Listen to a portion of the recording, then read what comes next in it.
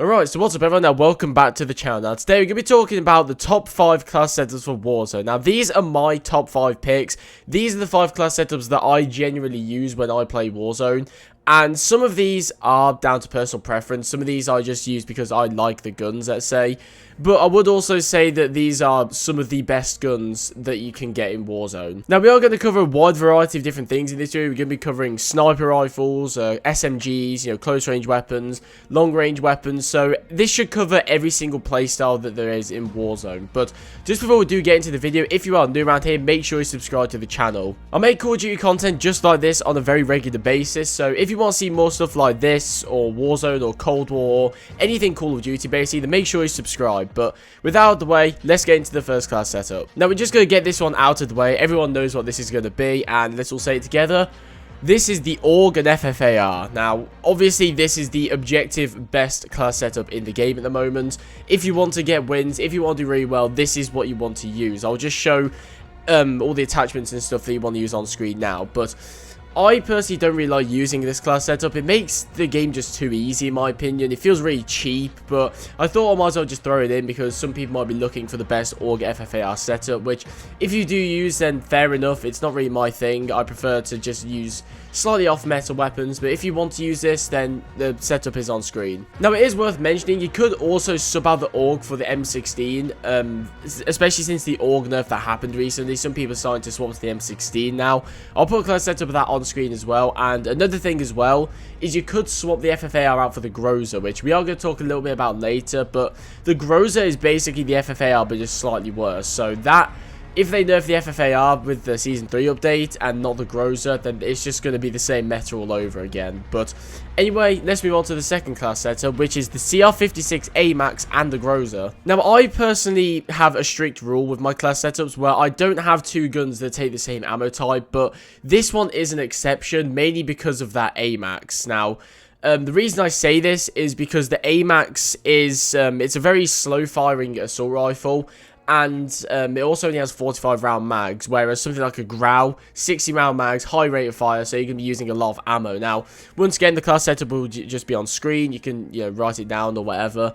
But if you don't like using two guns that use the same ammo type, you can sub out Groza for something else. So you could use an SMG that uses SMG rounds or something like that. But I think the Groza is too good to ignore. Now, I did say before that I don't like using very on-meta weapons, but the Groza I feel like I can make an exception for here. The AMAX has definitely been a popular rifle for a while now. If you see someone using a long-range rifle of some sort, the AMAX is usually the one that people use if they're not using the AUG.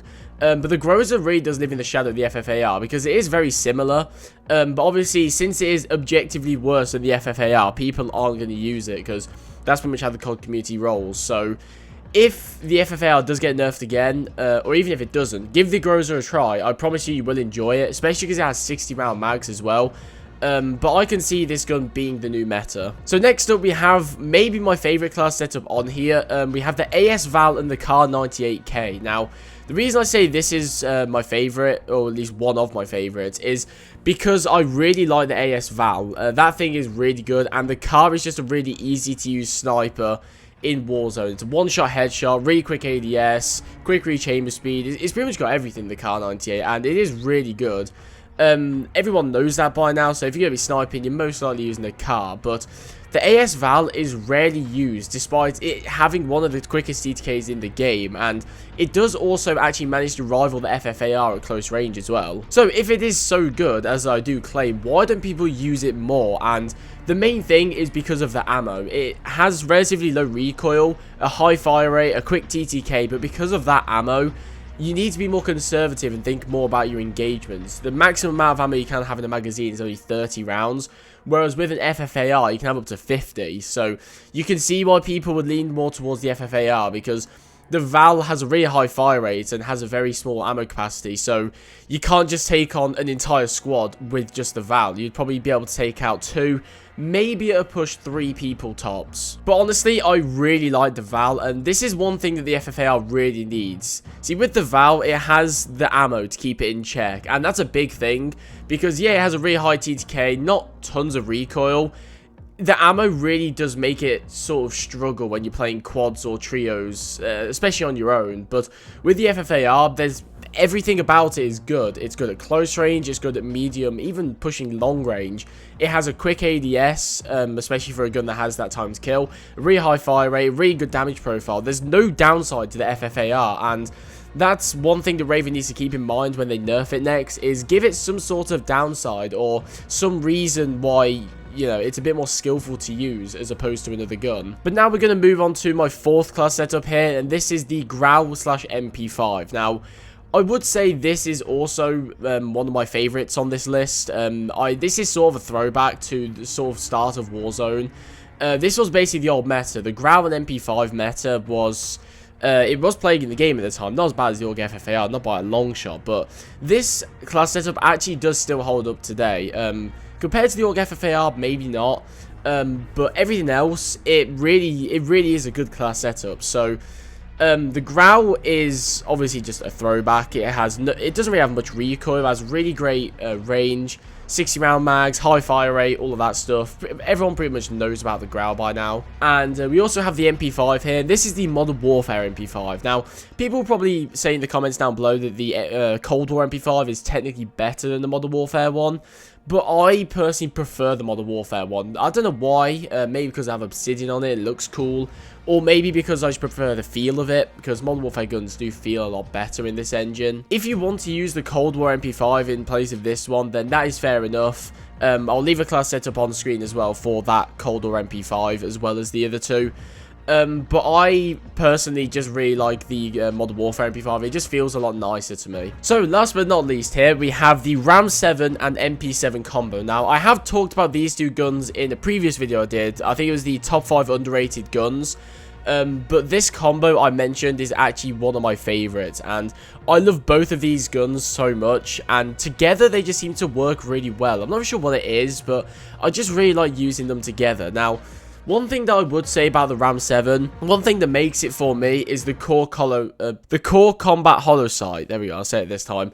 This sight is one of the nicest sights ever. When you unlock the blue dot for it as well, oh, it's so good, honestly. There isn't any magnification to my knowledge. If there is, it's not much.